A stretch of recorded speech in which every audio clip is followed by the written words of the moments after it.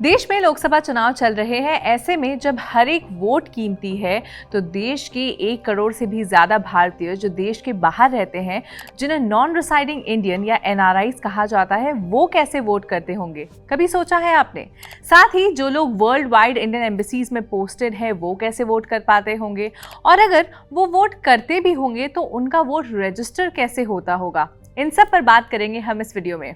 Hello, आप देख रहे हैं स्विच, मैं हूं सिमरन आपके साथ। भारत से बाहर रहने वाले भारतीय नागरिकों को अप्रवासी भारतीय या एनआरआई कहा जाता है। मिनिस्ट्री ऑफ एक्सटर्नल अफेयर्स की वेबसाइट के मुताबिक दुनिया भर के 210 देशों में 1,36,01,780 अप्रवासी भारतीय रहते हैं। मिनिस्ट्री के मुताबिक सबसे ज्यादा एनआरआईज यूएई में रहते हैं, विच इज 34,19,875। वहीं अमेरिका में 12,80,000 भारतीय रहते हैं। जो भारतीय देश से बाहर दुनिया के अलग अलग हिस्सों में रहते हैं, उनके लिए सरकार ने 2010 में कंडीशनल वोटिंग राइट्स का अधिकार दिया था। इसके लिए सरकार ने रिप्रेजेंटेशन ऑफ पीपल्स एक्ट में संशोधन किया था, लेकिन सरकार ने एक शर्त रखी थी कि एनआरआईज को वोट करते हुए फिजिकली पोलिंग बूथ पर उपस्थित रहना होगा। लेकिन अब एनआरआईज इस बात की मांग कर रहे हैं कि वो जहां कहीं भी हैं, उन्हें वहीं से वोट करने का अधिकार मिलना चाहिए। इसके लिए सुप्रीम कोर्ट में कई सारी पिटिशंस भी फाइल हैं।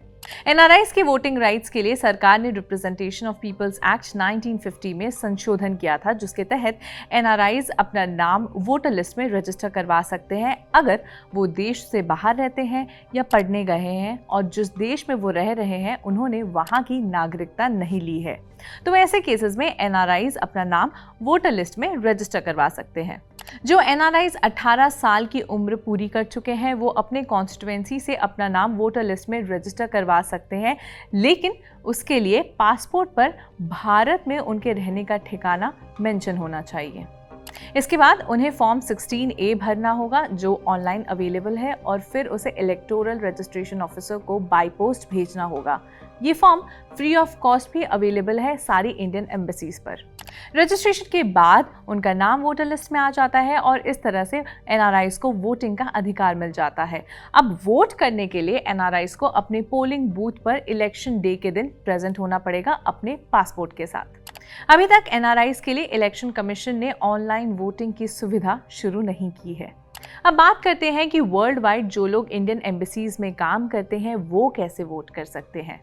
As per the data published on Press Information Bureau, Arms Act के अंदर जो लोग सेंट्रल फोर्सेस में काम कर रहे हैं या गवर्नमेंट ऑफिशियल्स हैं जो एम्बेसीज में पोस्टेड हैं वर्ल्ड वाइड, उन्हें सर्विस वोटर्स कहा जाता है।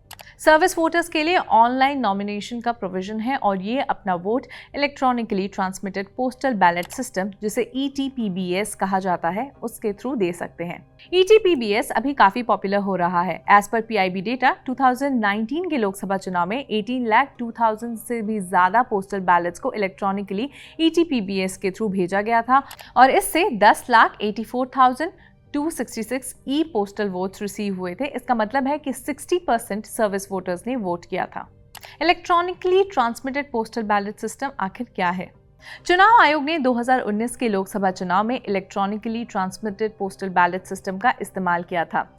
ये पूरी तरह से सेफ एंड सिक्योर्ड मानी जाती है। इसमें 2 लेयर प्रोटेक्शन होती है और EOTP एंड E-पिन की हेल्प से मतदान की गोपनीयता को बरकरार रखा जाता है। ETPBS का इस्तेमाल सर्विस वोटर्स के लिए किया जाता है। सर्विस वोटर्स अपना वोट कास्ट करते हैं उस बैलेट पेपर पर जो उन्हें इलेक्ट्रॉनिकली मिलता है अपनी कॉन्स्टिट्यूएंसी से।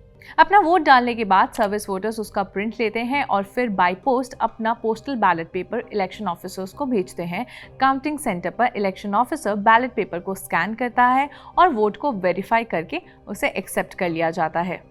अप्रवासी भारतीयों की ये मांग है कि वो जहां से रहे वहीं से उन्हें वोट डालने की फैसिलिटी मिलनी चाहिए, यानी ऑनलाइन वोटिंग की फैसिलिटी दी जानी चाहिए। मामला अभी भी सुप्रीम कोर्ट में है, लेकिन आपकी क्या राय है एनआरआईज की मांग पर? हमें कमेंट्स में बताएं और देखते रहें स्विच।